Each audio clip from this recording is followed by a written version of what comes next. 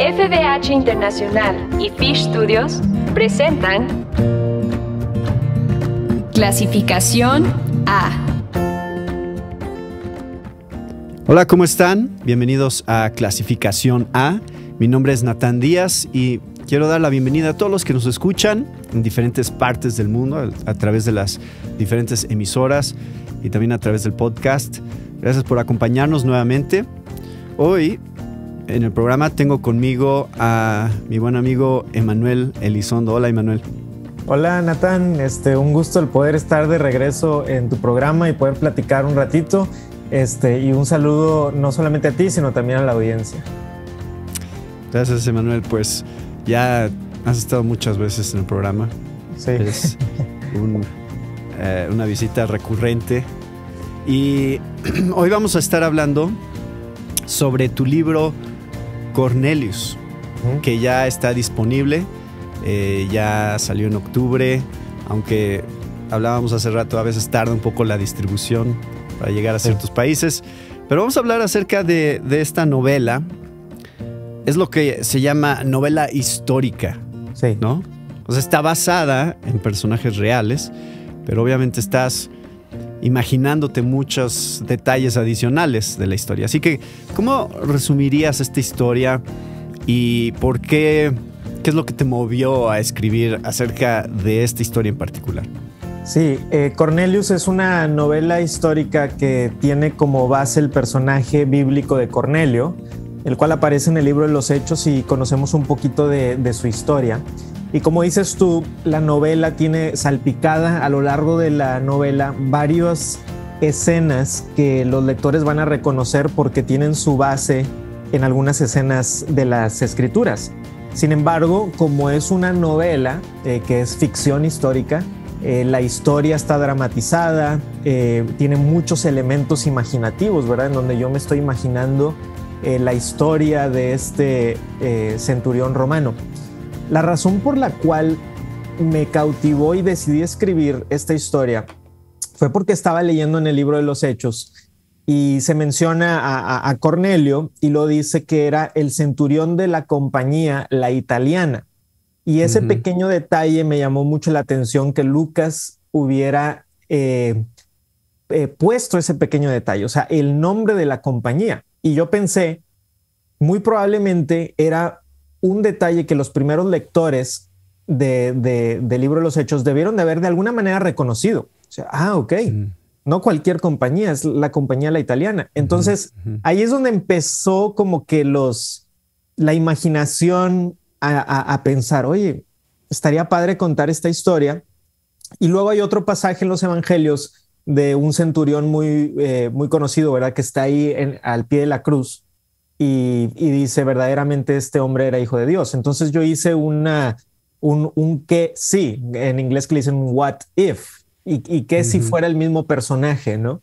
Y yo al final de la novela hago claro que no estoy afirmando que sean el mismo personaje, claro, sino que es un ejercicio imaginativo. Entonces, pero hay una posibilidad. Exacto, hay una posibilidad porque es extraño, ¿verdad? Que ese personaje de ese soldado que aparece en los evangelios, o sea, aparece de la nada, ¿no? De repente ahí está. Y luego también aparece casi que de la nada Cornelio. Y entonces escribí el primer capítulo, o más bien dicho, el prólogo, y ahí fue cuando supe que había una historia. O sea, escribí el prólogo y terminé muy conmovido cuando lo escribí. Entonces dije, si me está conmoviendo a mí, creo que probablemente conmueva a algunos lectores. Creo que aquí hay una historia que quiero contar. Y entonces seguí escribiendo. Así que, ¿qué tan atrás te vas en la historia de Cornelio? Porque el mismo subtítulo de el libro te da una pista, ¿no? Buscaba venganza, encontró redención. Te estás yendo atrás en sus motivaciones, en un poquito de su historia familiar. ¿Qué tan atrás te regresas? Sí, es bien interesante que menciones eso porque tuvimos una discusión editorial de si ese subtítulo era demasiado spoiler, porque algunos decían, pues ya estás diciendo, ¿no? Que encontró redención. Pero la razón por la cual lo dejamos, aparte de que se me hace que suena bien, es que la mayoría de los lectores estarán familiarizados con la historia de Cornelio. Entonces ellos ya saben, de cierta manera, claro, el que encuentra redención. Que encuentra redención al final. Exacto. Entonces, la pregunta que el lector no sabe es cómo la va a encontrar. O sea, sabe el hecho, pero no sabe el cómo va a llegar ahí. Y también debo decir que si tú crees que porque ya leíste el libro de los Hechos, ya sabes cómo va a terminar la novela, no sabes cómo va a terminar la novela. O sea, tiene suficientes giros. O sea, tengo ahí algunas sorpresas preparadas para el lector que no se espera.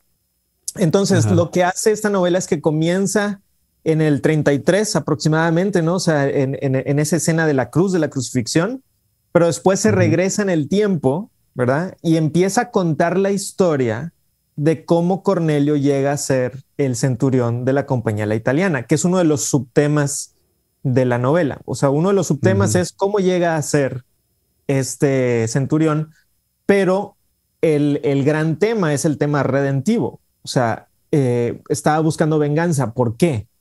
¿Qué sucedió en su vida que le hiciera tener una búsqueda, una sed de venganza como soldado romano? Y, por supuesto, el encuentro con Cristo. Entonces, algunas de las escenas que disfruté mucho escribir son las escenas del encuentro con Cristo desde la perspectiva romana. Porque este es y algo que disfruté también de escribir Cornelius es que Cornelius es un soldado romano que adora a Marte. O sea, él es un adorador de los dioses romanos. Él está orgulloso de ser un romano. Él ve a la cultura judía como inferior, ¿verdad? Con esta superioridad romana. Y entonces yo quería mostrar una persona que fuera pagana, por así decirlo, pero alguien que dijéramos, oye, es como que un buen pagano, ¿no? O sea, él está haciendo lo que está haciendo, él no tiene necesidad de nada, y sin embargo, aún con eso, hay un encuentro con Cristo en el cual él empieza a tener ciertas dudas. ¿Será que este rabino, será que el dios hebreo? Porque en la novela tiene un amigo que es un saduceo, y este saduceo, pues como los saduceos eran como que un poquito más liberales, ¿no? Entonces el saduceo pues tiene la amistad con el romano y no, tú no te preocupes, aquí ven y comemos y nomás que no se enteren los fariseos y empiezan a tener conversaciones sobre filosofía, sobre religión y todo eso son los pequeños elementos que van llevando la historia, porque hay muchas tramas que se están, ¿verdad? Y que te llevan hacia el final de la historia. Y es que en la narrativa bíblica, o sea, en la narrativa de Hechos, la historia de Cornelio es importante porque representa justamente el alcance del evangelio a los gentiles. Exacto. Cornelio sería lo más opuesto a los judíos que podrías... Porque no nada más gentiles, sino romanos que serían los opresores, ¿no? Del pueblo judío. Entonces, es muy significativo que Dios haya escogido específicamente a Cornelio y no nada más que sucedió, sino que quedara registrado en la Biblia. Y muchos detalles, de hecho, sí hay en el libro de Hechos acerca de Cornelio. Sí, porque cuando Cornelio aparece en el libro de los Hechos, aunque no es una porción demasiado extensa, pues sí se nos dan como por ejemplo el detalle de que era un centurión, que era de la Compañía La Italiana, que Dios ha visto sus obras, la manera en que estaba actuando, que Dios decide mandar a Pedro, que Pedro va y viaja a Cesarea Marítima para poder estar con él. O sea, sí hay un buen número de cosas ahí que son bien interesantes y teológicamente, como dices tú, es súper relevante porque ya sucedió Pentecostés, ¿verdad? En Jerusalén, ya sucedió como una especie de segundo Pentecostés ahí en Samaria con el descenso del Espíritu Santo y luego lo último de la tierra representado de cierta manera con este centurión romano y familia, en el cual desciende el Espíritu Santo también sobre ellos, cumpliendo lo que Jesucristo había dicho, ¿verdad? De Jerusalén, Judea, Samaria, hasta el último de la tierra. Y entonces esas son algunas de las razones por las cuales me fascinó el pensar en contar una historia sobre este centurión, pero algo que me gustaba, que me atraía mucho era poder contar algunas escenas bíblicas con las cuales estamos familiarizados por los evangelios, pero cómo se verían desde la perspectiva de alguien que ni siquiera es judío, ¿no? En donde no comprende todo eso. O sea, Cristo está hablando del reino y Cornelio se está pensando, ¿cuál reino y por qué lo daría todo? Y él pensando, bueno, yo, o sea, tengo más los Campos Elíseos, y él está pensando en todas estas cosas romanas y está escuchando a este joven rabino hablando de déjalo todo por el reino de Dios. Y también, bueno, tampoco quiero spoilear la novela, ¿verdad? Pero él empieza a tener ciertas dudas de, a ver, ¿es un charlatán o hace milagros? O sea, tiene que ser un charlatán porque no puede ser que aquí estemos en un país pequeñito, ni siquiera muy importante para la mente romana, y hay alguien aquí haciendo milagros. O sea, todas esas cosas entran un poquito ahí en la novela. Y ¿qué es lo que es tan interesante para ti acerca del género de ficción histórica? O sea, porque algunos podrían decir, pues nada más estudia la historia que está en la Biblia y ya, ¿no? ¿Por qué tienes que imaginarte todas estas cosas? O algunos que hasta podrían objetar a eso, ¿no? Porque dicen, estás inventando cosas que no sabes si sucedieron o no. Pero ¿qué es lo que es útil en nuestro ejercicio, a lo mejor de imaginación, que este género trae a alguien que lee el libro? Sí, y fíjate que creo que en el mundo evangélico ya no es tanto como hace, por ejemplo, 15 años, que a lo mejor hubiera yo escuchado más objeciones. Todavía las he escuchado, ¿eh? O sea, no crees que no. Pero, por ejemplo, ahora que está la serie de The Chosen, que Los Elegidos, que se ha hecho muy popular en algunos círculos evangélicos, han habido películas en el cine en donde se representan algunos episodios de la vida de Cristo o de los apóstoles o de Pablo, etcétera. Entonces creo que ha sido mucho más aceptada en círculos evangélicos, como que, qué padre. Pero lo que a mí me atrae mucho es poder ver la Biblia, porque en el último capítulo, ya que se terminó la novela, yo doy una palabra al lector, en donde, o sea, yo le hago claro, o sea, la escritura es la escritura. Esto no pretende ni siquiera pisarle los talones, ¿no? Exactamente, de ninguna manera. Pero sí es ver algunas cosas desde otra perspectiva. O sea, yo lo que quise hacer es esto. No sé si, bueno, yo sé que a ti y a mí nos gustan también ver buenas películas. Cuando ves una buena película de guerra, por ejemplo, pero cuando la cámara está desde la perspectiva del soldado, o sea, donde no están estas vistas desde arriba, sino desde la perspectiva del soldado, que tú estás ahí con él mientras se cae, mientras sigue. Yo quería hacer eso en esta novela. O sea, haz de cuenta que acercar la cámara a que lo vieras, ¿cómo sería si tú estuvieras ahí? O sea, viviendo en Judea, sintiendo el calor del desierto, o cabalgando con Cornelio hacia el enemigo, porque hay varias escenas de guerra, pues es un soldado. O que estuvieras ahí en el mar de Galilea mientras Jesucristo está enseñando o sanando, o cómo sería entrar a la fortaleza Antonia que estaba ahí. O sea, para los judíos odiaban eso porque estaba el templo o el complejo del templo, ¿verdad? Porque era grande, pero en una de las esquinas estaba la enorme fortaleza Antonia de los romanos, y a los judíos religiosos eso les repateaba, ¿no? O sea, decían, o sea, aquí está nuestro lugar más santo, y volteo para allá y veo un mega edificio en donde están los romanos, y en una ocasión pusieron unos estandartes con unas águilas y se armó, o sea, se puso la cosa muy, muy difícil. Y en esas son cosas culturales que no sabemos, que yo trato de representar un poquito en la novela, esas tensiones. Por ejemplo, en la novela están los fariseos. Que sí son reales. Son reales, ¿verdad? Están los fariseos, pero también hay celotes, ¿verdad? Y hay herodianos. Y todos se odian, y hay romanos, pero odian más a Jesús. Entonces están dispuestos a unirse con tal de deshacerse del joven rabino del norte, ¿no? O sea, Galilea, que está al norte. Entonces, esas cosas, esos datos históricos no están en las escrituras porque así Dios lo ha decidido, ¿verdad? Pero también porque Dios quiere que nosotros investiguemos, ¿no? Y que podamos enriquecer nuestra lectura. Y yo trato de darle un poquito de eso al lector, o sea, que se meta en la historia bíblica, que sienta casi como una máquina del tiempo y que pueda estar ahí, oler Judea y estar ahí.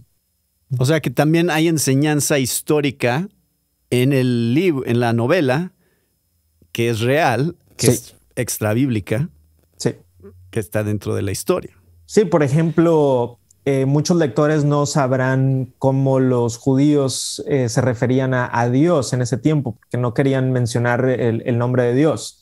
Y ahí menciono, muchos a lo mejor no sabrán que la Jerusalén del tiempo de Cristo tenía algunas cosas muy romanas.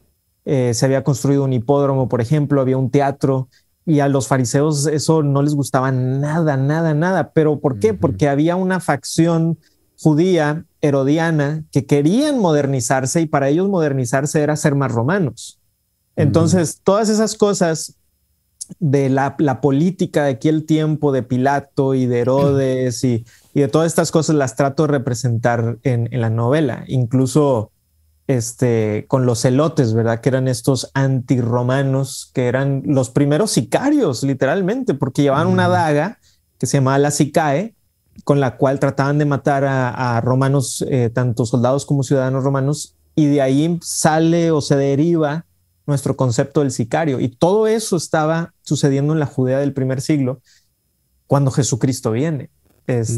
Y entonces, esas son las partes que trato de sorprender un poquito al lector y que termine sabiendo un poco más de la Biblia. Entonces, si tú lees esta historia, probablemente también vas a poder encontrar, como cuando lees la Biblia, todos estos paralelos con nuestros tiempos. Cómo es que a lo mejor no es tan diferente el mundo en el que vivimos hoy como el mundo del primer siglo en muchos sentidos. Siempre hay como las mismas categorías. Y a lo mejor va a haber gente que se identifique con Cornelio.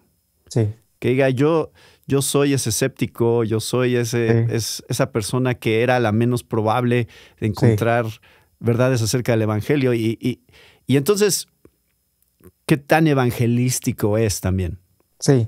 El libro? Y de hecho, uno de los comentarios más bonitos que he recibido es que gente que me diga, así era yo antes de Cristo. O sea, me representaste bien al no creyente, porque algo que yo quería hacer es que en muchas películas cristianas, y no tengo nada en contra de ellas, porque también las veo y las disfruto, por lo menos algunas, pero a veces se me hace que cuando... Yo sí tengo algo en contra de algunas.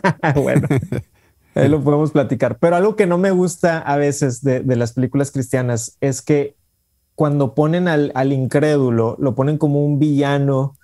Especialmente si es ateo. Especialmente si es ateo, un villano de dos dimensiones que se termina convirtiendo casi con un listo, convertido, y ahora es bueno, y ama a Dios, y ya no tiene dudas. Y yo quería mostrar, ¿no? Aquí tienes a Cornelio y a Servius, que es su segundo, que ellos están bien, o sea, ellos no se sienten como que carecen de algo, no son villanos, o sea, simplemente son soldados y punto.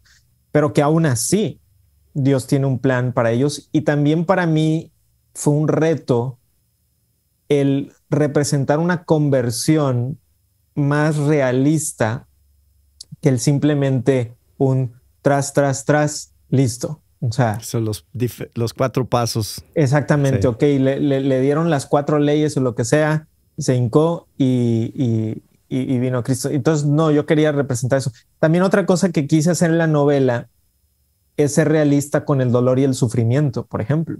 O sea, que la gente muere. Y también a veces las personas que dices, no, este es el que se va a convertir, es el que no. Y el que dices, de este no doy ni 2 pesos, es el que viene a Cristo. Entonces, trato de hacer algunos giros ahí que el lector se sorprenda y diga, y hasta algunas partes creo que se van a quedar un poquito agridulce, ¿no? Pero es que así es la vida. O sea, la vida Exacto. no es como las películas cristianas, digamos, muchas veces, ¿no? Es muchísimo más compleja y más matizada y entonces trato de reflejar todo eso ahí en el libro. Hay varias cosas que fueron muy intencionales de que el lector dijera, eso no me hubiera gustado que pasara, pero pasó. O sea, así fue como sucedió. Sí, y creo que ahí es donde la Biblia y las historias reales que leemos de conversiones son diferentes, como dices, a las películas. Ves que cada historia es diferente y la manera en que Dios trabaja con diferentes personas se ve diferente siempre. Y Cornelio es un caso único dentro de la Biblia de cómo se dio. O sea, que un mensajero de Dios venga a decirte, alguien va a venir y te va a explicar cómo ser salvo. Eso no era algo común que pasaba. Dios hizo algo único ahí con Cornelio. Exactamente. Entonces es fascinante. Emanuel, si alguien quiere compartir el evangelio con alguien, por ejemplo, ahora que estamos acercándonos a Navidad y están pensando en un buen regalo, tu amigo que no es creyente, creo que esa es una de las ventajas del género. Sí. Ahora regresando a este tema de por qué este género. Sí. Este género de novela histórica tiene la gran ventaja que si tú le regalas este libro a alguien que no es creyente, va a ser a lo mejor más atractivo para él leerlo, menos intimidante, ¿no? Que si le das un libro de doctrina o de teología o algo que no entiende realmente. Pero esto es un buen acercamiento a la Biblia. Esto es un buen puente para que alguien, a lo mejor después de leerle este libro, diga, yo quiero regresar a la fuente original, leer en realidad qué es lo que dice la Biblia acerca de este personaje y que sea un puente entre la persona y la Biblia. Sería una buena oportunidad. Totalmente, porque en Cornelius el evangelio está claramente expuesto, pero de una manera que no es como necesariamente un sermón en donde, mira, aquí está todo, sino que a lo largo de la novela se está exponiendo el evangelio específicamente a través de la persona y obra de Cristo. O sea, ¿quién es este Cristo? Y al representar lo que es una conversión a Cristo, o sea, ¿qué es eso de convertirme a Cristo? O sea, claramente se habla de la fe, del arrepentimiento, pero traté de ser muy cuidadoso de hacerlo de una manera que se sintiera como algo más orgánico, algo más que de cierta manera es sutil, pero claro, que no se sintiera simplemente como un sermón, aunque, o sea, yo predico todos los domingos, ¿verdad? Estoy a favor de los sermones, digamos, pero en el caso de la novela es un medio diferente. Entonces es una buena herramienta al final. Exactamente. Entonces, por ponerte un ejemplo, alguien me pidió como 12 libros para dárselo a todos sus amigos del trabajo. Me dijo, porque a todo mundo le gustan ahorita las historias también medias medievales o antiguas, están más o menos de moda. Entonces, se trata de un soldado romano, en la portada hay un soldado. Luego la gente en Navidad como que saca su lado religioso y está dispuesto a leer algo un poquito más religioso, lo que sea. Entonces como que el tiempo se presta para eso. Y también tengo un poquito para todos. O sea, si te gusta la acción, hay varias escenas ahí de acción pero si te gusta el drama, pues es una novela dramática. Y sí, o sea, mezclo un poco de los géneros para que se pueda disfrutar por diferentes edades. Pues a mí me da gusto que lo hayas escrito, Emanuel, porque no hay muchos libros de este género. Y creo que es una buena herramienta. De hecho, Dios en su palabra ha escogido que las historias sean su principal manera de comunicar su plan de redención. Exacto. Entonces, como decía C.S. Lewis, ¿no? La historia siempre gana. Sí. ¿No? cuando sabes contar una historia, eso siempre va a ser lo que más atraiga. Las reacciones que yo he tenido de los lectores hacia este libro me han gustado mucho, a diferencia de otras cosas que he escrito, es que son reacciones muy emocionales. O sea, que la gente me dice, lloré, alguien me dijo, ya lo leí 3 veces, alguien me dijo, no pude dormir, lo leí por toda la noche y lo terminé en una sola noche. O sea, cosas que no me había pasado con otras cosas que he escrito, y creo que en parte es porque es una historia, precisamente. Sí, claro. Sí. Pues muchas gracias, Emanuel. Gracias por contarnos un poco de Cornelius. Esperamos que sea una buena oportunidad para que la gente quiera leerlo, se interese no nada más en leerlo de ellos, sino también en regalarlo como una herramienta de compartir su fe. Y bueno, ya está disponible. Sí, ya está disponible en librerías cristianas. Yo la vez pasada visité a mi librería local cristiana, ahí está, y en todas las plataformas digitales, tanto en pasta suave como en el libro digital. Pues gracias, Emanuel. Gracias por acompañarnos en el programa.